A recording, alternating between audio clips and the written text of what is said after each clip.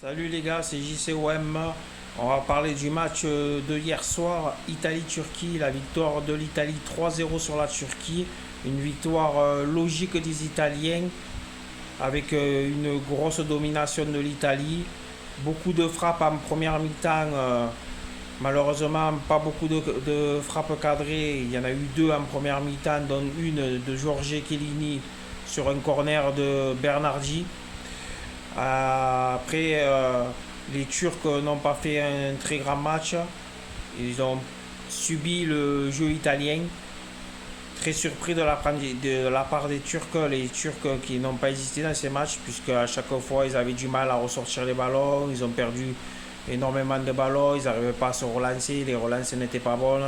Difficile de faire un résultat avec un jeu pareil, quoi. Donc très déçu de la part des Turcs.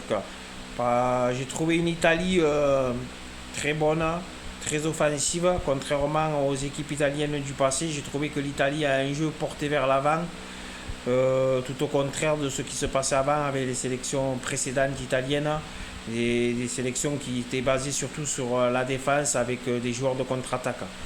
Donc voilà, en gros, les top joueurs, j'ai trouvé Insigne, Immobilier et attendez, comment il s'appelle lui? Oui, Spinoza, très très bon. Voilà, c'est les trois top joueurs que j'ai trouvé de l'Italie. Bon, après, il y a eu surtout une plus grosse mi-temps de l'Italie en deuxième mi-temps. Ils ont cadré un peu plus de ballons, ils ont eu énormément de plus d'occasions. Ils ont marqué 3 buts. Le premier sur un centre de Bernardi qui est contré par le défenseur turc de la poitrine et à la contrant, il se la met contre son camp. C'est malheureux pour la Turquie, mais bon, l'Italie quand même est mérité de marquer. Je pense qu'en première mi-temps, s'ils avaient déjà été un peu plus réalistes devant les cages, ils auraient déjà mené de 1 ou 2-0. Ensuite, il y a eu le deuxième but sur une passe de Immobile. Non, c'est le deuxième but, pardon. C'est sur une frappe de Spinozella. Je ne sais pas trop bien dire son prénom, hein, pardon. Hein. Mais c'est un très bon joueur d'ailleurs. Il met une frappe lourde que le gardien de Turc repousse. Et Insigne suit derrière. Non, pardon. Oh là là, je me suis mélangé, je suis désolé.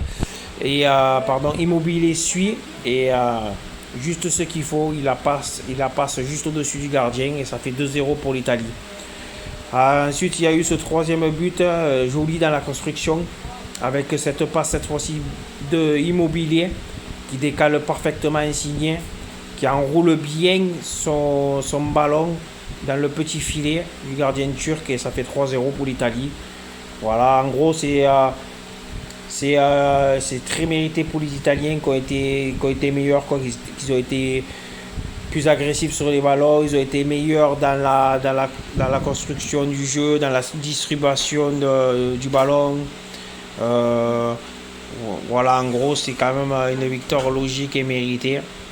Après, l'Italie, si elle gagne son deuxième match contre la Suisse, elle sera qualifiée automatiquement pour les huitièmes de finale.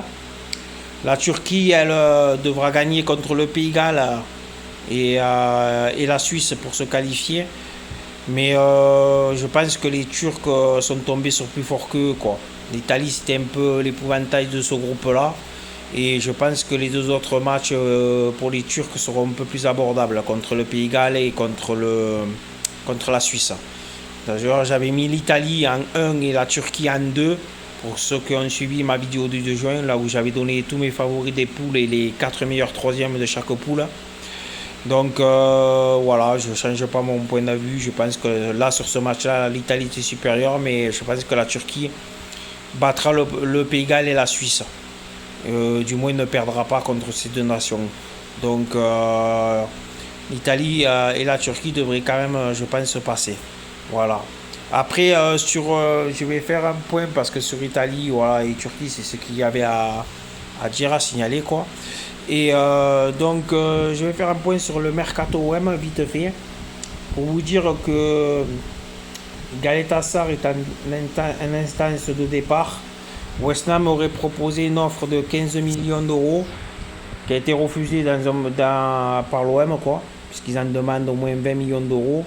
Mais bon, connaissant la richesse des clubs anglais, pardon, je pense que West Ham augmentera et ça devrait se faire pour un départ de Galatasaray. Après, on sait que Bouba Kamara est peut-être sur la liste des départs. J'espère qu'il restera, mais bon, lui, ce qui veut bien rester, mais lui, c'est tout d'abord le projet sportif, comment l'OM évoluera la saison prochaine au niveau sportif, quoi, puisqu'il veut être assuré d'avoir une équipe compétitive pour la saison prochaine, pour rester. Donc, s'il y avait départ de Bouba Kamara, ça serait Manchester City qui serait sur le coup. Et aussi, dernièrement, on a eu des intérêts du Milan AC. L'OM a mis une offre pour le transfert de 26 millions d'euros. Loin des 40 que l'OM demandait au début, mais je pense que 26 millions d'euros, s'il veut partir et s'il n'y a pas le choix de le laisser partir, il faudra le laisser partir parce que, comme je vous ai dit, il lui reste qu'un an de contrat et après il sera libre. Donc il vaut mieux le vendre à 26 millions d'euros qu'il parte gratuitement. Et puis 26 millions d'euros, c'est correct, et puis qu'il lui reste qu'un an de contrat, je pense que c'est correct. Sur le point des arrivées, ça y est, Gerson c'est fait, c'est officiel, il a signé à l'Olympique de Marseille avec un montant de transfert avec 25 millions la première année et 5 millions de bonus donnés la seconde année. Après, si on le revend dans les années futures, l'OM empochera 75% du prix revendu et 25%, les 25% restants iront à Flamengo. Voilà. Thiago Almeida, c'est toujours dans les tuyaux et c'est très très proche de signer aussi. Un transfert qui s'avoisinerait, ça je vous l'avais dit, à 15 millions plus 2 de bonus. Donc ça a pris un peu de retard, mais ça devrait plus trop tarder pour Thiago Almeida. Pour Guendouzi, c'est très très proche là. Guendouzi, ça devrait se faire. Peut-être que quand je vous fais la vidéo actuellement, c'est fait déjà. L'OM a trouvé un accord avec Arsenal. Ça tourne entre 15 et 18 millions d'euros. Mais c'est un joueur qui va nous apporter, je vous avais dit, il est combatif, il récupère énormément de ballons, il se projette vite vers l'avant. Il va nous faire beaucoup de bien. Voilà. Donc l'OM aurait trouvé un accord avec Arsenal apparemment pour l'international espoir français. Voilà. Après, je sais que l'OM cherche un gardien, ce que j'avais dit. Lafont est toujours dans le coup, le gardien du FC Nantes. On parle aussi de Nobel, le gardien remplaçant du Bayern de Munich. Donc après, est-ce que c'est pour, comme je vous dis, pour doubler Mandanda ou est-ce que c'est pour le concurrencer dès l'année prochaine et prendre la place à Mandanda? On sait que Mandanda, quoi qu'il arrive, s'il reste, ça sera sa dernière année à l'OM. Donc est-ce que c'est pour la succession ou est-ce que c'est pour, dès cette année, prendre la succession de Mandanda? Ça, on verra ce que fait Jorge Sampaoli. Voilà. Donc après, sinon, il y a une rumeur qui circule, qui est très très... C'est à prendre avec des pincettes parce que là, ça va être très difficile d'avoir le joueur. Mais bon, si en tout cas il vient, ça va être de la bombe, les gars. C'est le joueur du FC Barcelone, le Brésilien, star du FC Barcelone, Philippe Coutinho. Donc la rumeur circule de plus en plus entre l'OM et le Barça. Mais après, est-ce que le Barça, c'est-à-dire c'est le montant du transfert et le salaire que le joueur va toucher aussi.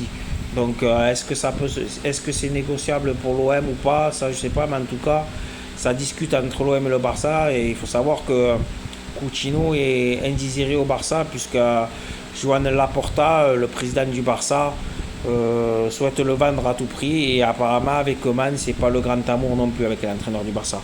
Voilà. Après, dernière info aussi, on parle beaucoup d'Arturo Vidal, le joueur de l'Inter, de l'OM. L'Inter veut s'en séparer à tout prix. C'est le salaire qui pose problème à l'Inter puisqu'il touche 6,5 millions par an, annuel quoi.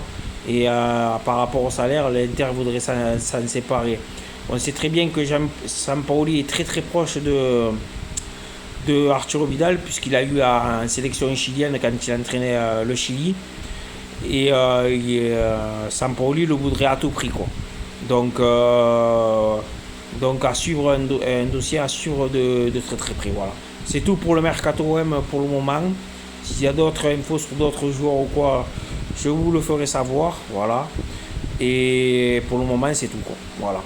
Après, en revenant à l'Euro, les gars, je pense que je vous ferai surtout les grands matchs. Je vous ferai pas tous les matchs, les gars, parce que bon, j'ai beaucoup d'autres programmes à préparer pour la saison prochaine avec l'OM, puisqu'on lancera la Ligue 1 en début août. Donc, et là, ça sera tous les matchs de l'OM. Ça, l'OM, ça, on verra, je suivrai tous les matchs, je vous ferai un débriefing de tous les matchs de l'OM, que ce soit en championnat, en Coupe de France et en Ligue Europa pour la saison prochaine. Donc je prépare tout ça, il y a plein de choses à préparer, à mettre en place. Donc c'est pour ça que je vous ferai que les plus gros matchs de l'Euro et surtout les débriefings des matchs de l'équipe de France, les gars des Bleus. Voilà. Donc voilà, c'était pour vous dire ça sur l'Euro. Voilà. Après, il n'y a pas plus au niveau de l'info.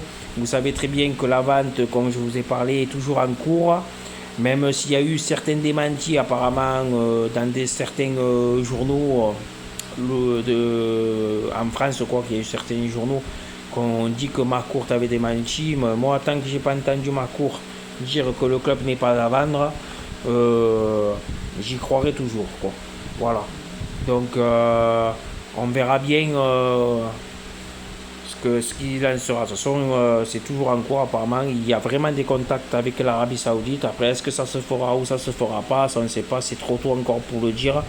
On va se donner jusqu'au 30 juin. Et après, s'il n'y a pas, d'ici là, s'il n'y a pas de vente le 30 juin, c'est qu'il n'y aura pas eu de vente, quoi, les gars. Et on fera sans vente. Et puis voilà, on supportera, quoi qu'il arrive, notre club.